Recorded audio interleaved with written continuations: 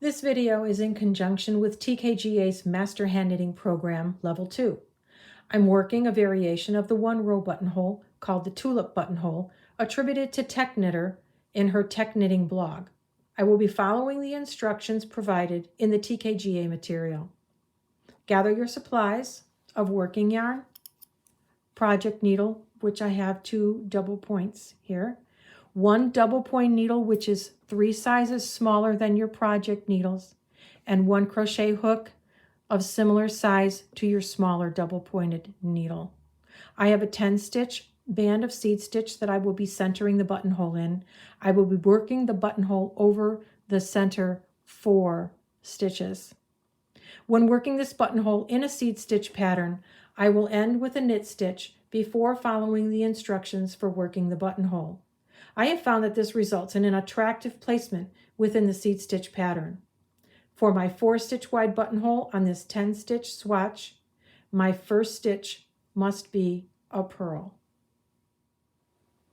I'm going to begin working this row with the purl stitch.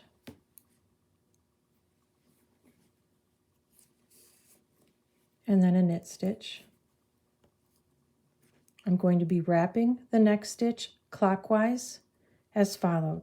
Yarn forward, slip this next stitch to the right needle, yarn back, slip the stitch to the left needle, yarn forward, slips the stitch to the right needle, drop the working yarn, the yarn is in the front. With the tip of the left hand needle, pick up this wrap, place it on the right needle, slip 1, and pull that wrap over that stitch and off. Now pull this, snug that up. Now I'll begin to bind off my 4 stitches for my buttonhole. Slip 1, slip the second stitch over and off, that's 1 bound off. Slip 1, pull it over and off, that's 2, 3, and 4. Place the lone stitch from the right needle to the left needle. You have 3 stitches on either side of your bound off stitches. Now we're going to go back to this corner and start to unwrap, work in this corner and unwrap and rewrap this stitch right here.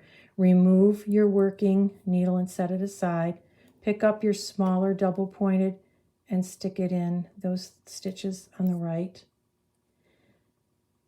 Now slip the stitch from the right needle to the left, take the yarn to the back, slip the stitch back to the right hand needle, tighten up the working yarn,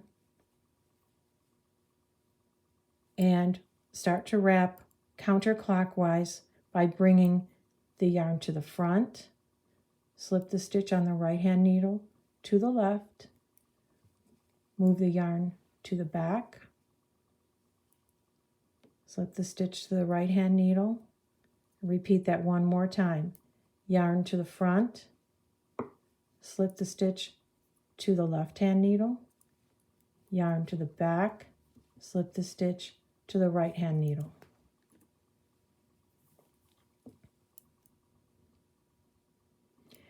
We'll pick up the crochet hook,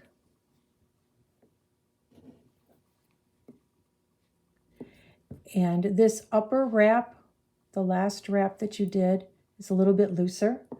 That's good because you can stick your hook from underneath up through it.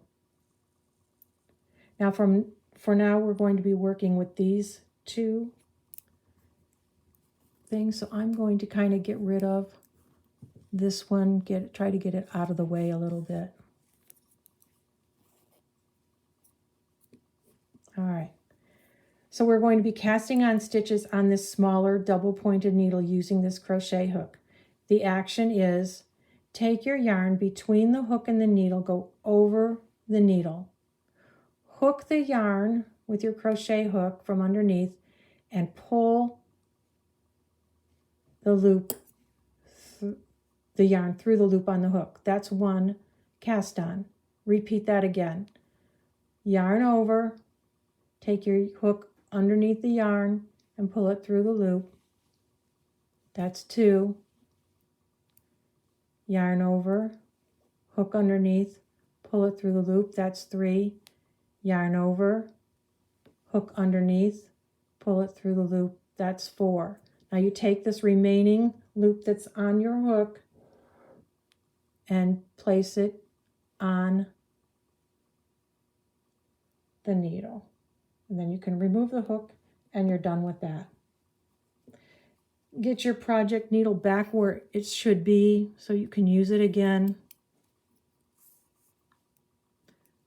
Slip 1 stitch. Well, slip it with the yarn and back. Slip that stitch, your yarn's in back. Take a hold of that last cast on stitch and pull it over and snug it up so that it equals the size of the loop underneath it. Now finish the row in pattern.